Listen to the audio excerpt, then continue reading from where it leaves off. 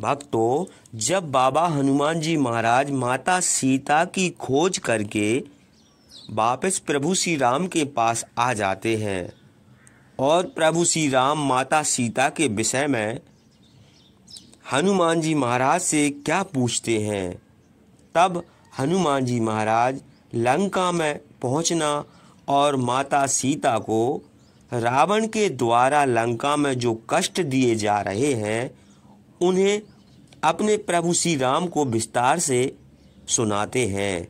सुनते ही करुणा निधान प्रभु श्री राम के हृदय में कितनी पीड़ा होती है। तो भक्तों, हम यह हृदय विदीर्ण करने वाली कथा को विस्तार पूर्वक श्रवण करते हैं, तो कथा को अंत तक पूरा जरूर सुनिए और हमारे धार्मिक चैनल जय करीला धाम को सब्सक्राइब भी कर दीजिए। तो चलिए हम वीडियो के माध्यम से कथा का श्रवण करते हैं। श्री राम अपने अनुज लक्ष्मण जी के साथ हनुमान, अंगद, जामवंत आदि के आने की प्रतीक्षा कर रहे थे। उनके साथ वानर राज सुग्रीव भी विराजमान थे। जब से उन्हें दधिमुख के द्वारा पता चला था कि वानरों का समूह मधुवन में आनंद मगन होकर उत्पात मचा रहा है, तभी से उन्हें उनके लौटकर आने की अत्यधिक बेचैनी से प्रतीक्षा थी। वे सीता के विषय में जानने को बेहद उत्सुक थे। उनकी दृष्टि निरंतर उस पथ पर लगी हुई थी जिधर से उनके आने की संभावना थी। ज्यों-ज्यों समय बीत रहा था, उनकी बेचैनी और जिज्ञासा बढ़ती चली जा रही थी। सुग्रीव उन्हें बार बार धैर्य बंधाते थे कि वे शीघ्र ही यहाँ पहुँचने वाले हैं। निश्चय ही उन्होंने सीता जी का पता लगा लिया है, अन्यथा वे इतने उल्लास के साथ वापस नहीं लौटते। जब सुग्रीव जी इस प्रकार प्रभु श्री राम को धैर्य बंधा रहे थे, उन्हें अंगद और हनुमान को आगे करके सिंहनाद करते हुए वानरों का समूह आता हुआ दिखाई दिया। भाव आवेश में प्रभु श्री राम, लक्ष्मण और वानर राज सुग्रीव उठ खड़े हुए और उसी ओर देखने लगे।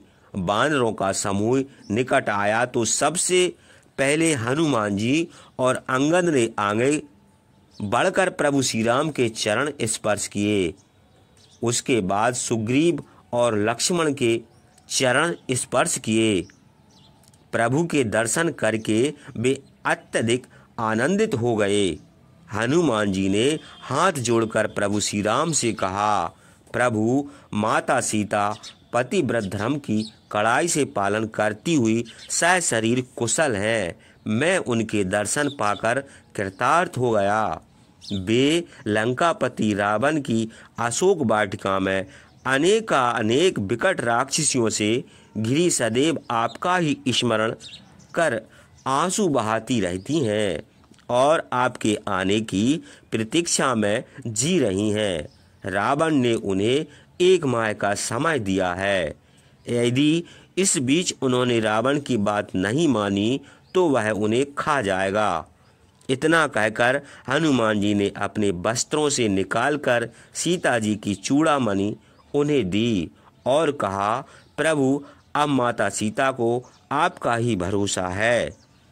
प्रभु श्री राम ने चूड़ामणि को देखते ही पहचान लिया और उनकी आंखों से बरबस आंसू प्रवाहित होने लगे। चूड़ामणि को उन्होंने अपने हृदय से लगा लिया और लंबी लंबी सांसें लेने लगे। हनुमान जी ने पुनः हाथ जोड़कर कहा, प्रभु, धैर्य रखिए। मैं तो स्वयं माता सीता को ला सकता था और उस राक्षस को मार सकता था, परंतु ना तो आप ऐसा चाहते और ना माता सीता ने ऐसा चाहा।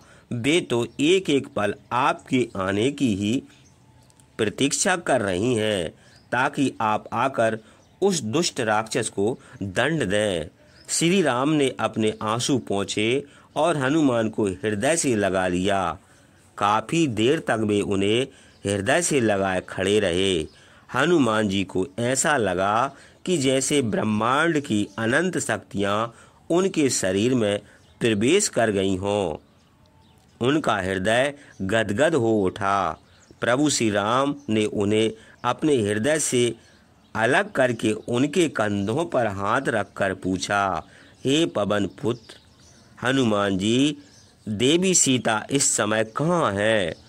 उस दुष्ट रावण की लंका कहाँ है? वे अपने प्राणों की रक्षा किस प्रकार कर रही हैं? मेरे प्रति उनका क्या भाव है? तुम मुझे पूरा समाचार विस्तार से सुनाओ। पवन पुत्र हनुमान जी ने दक्षिण की ओर मुख कर माता सीता का स्मरण किया और कहा, प्रभु समुद्र में 100 योजन पार उस दुरात्मा दुष्ट रावण की लंका एक द्वीप पर बसी हुई है। वह पूरी लंका सोने की है और उसमें अत्यंत भव्य भवन बने हुए हैं। नगरी के चारों ओर गहरी खाई है और ऊंचे ऊंचे परकोटों से वह घिरी हुई है। उस नगरी में असंख्य राक्षस रहते हैं जो एक से एक बलवान हैं। उसी नगरी में रावण का भव्य महल है। उस महल से सटी हुई अशोक वाटिका है। उस वाटिका में ही एक वट वृक्ष के नीचे अत्यंत दीनहीन दशा में माता सीता अपना समय काट रही हैं। वे रात दिन आपकी स्मृति में ही आंसू बहाती रहती हैं। दुष्ट रावण अक्सर उन्हें धमकाने वहाँ आता है, परंतु वह वहाँ अकेला कभी नहीं आता।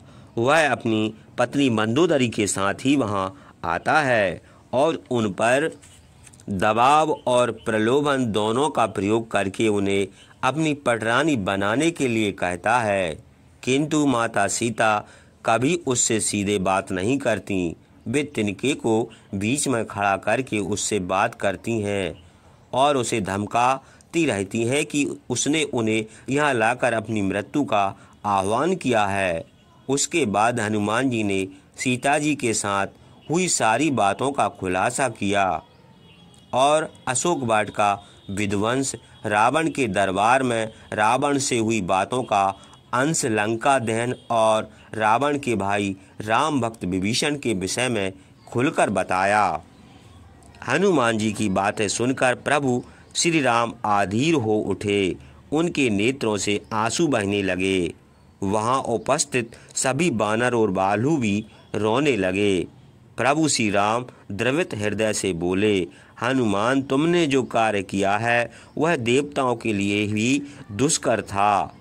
मेरी समझ में नहीं आ रहा कि मैं इसके लिए तुम्हारा क्या उपकार करूं।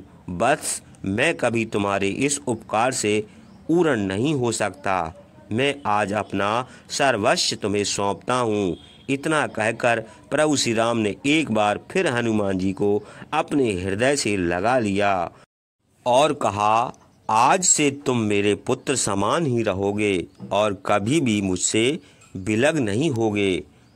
श्री राम की बात सुनकर हनुमान जी की आंखें भर आईं। वे बोले, प्रभु, आपने मुझे अपना पुत्र स्वीकार करके मुझ पर बड़ा भारी उपकार किया है। मेरा जीवन सफल हो गया।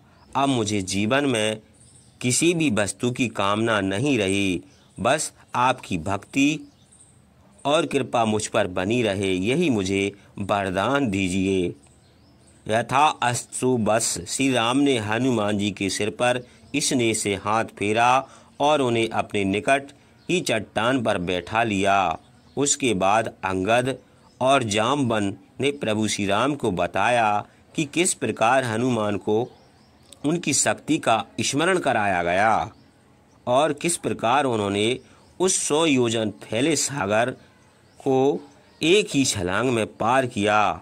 उसके बाद काफ़ी देर तक हनुमान जी ने लंका पहुंचने पर उन्होंने किस प्रकार सीता जी की खोज की और वहां लंकापति रावण के सैन्य बल का किस प्रकार पता लगाया, उसका वर्णन किया। साथ ही उन्होंने यह भी कहा कि लंका के नागरों पर वे उनका आतंक व्याप्त करने में सफल हो गए हैं। रावण भी भयभीत हो गया है। परंतु उसका अहंकार उसे कदापि झुकने नहीं देगा। यही समय है कि अविलंब उस पर आक्रमण किया जाए और उस दुर्बुद्ध राक्षस का अंत किया जाए। इसके बाद श्री राम ने वानर राज सुग्रीव से कहा, सुग्रीव मित्र, अब तुम तत्काल अपनी वानर सेना को आज्ञा प्रदान करो और लंका की ओर प्रस्थान करो। हम यह शुभ मुहूर्त निकलने नहीं देंगे। मैं उस दुष्ट राक्षस का अंत करके देवी सीता को उसके चुंगल से मुक्त करा लूँगा। मित्र, आपकी आज्ञा का पालन किया जाएगा। वानर राज सुग्रीव ने खड़े होते हुए कहा, हमारी सैनिक तैयार है। हम आज ही दक्षिण दिशा में स्थित लंका की ओर कूच करेंगे।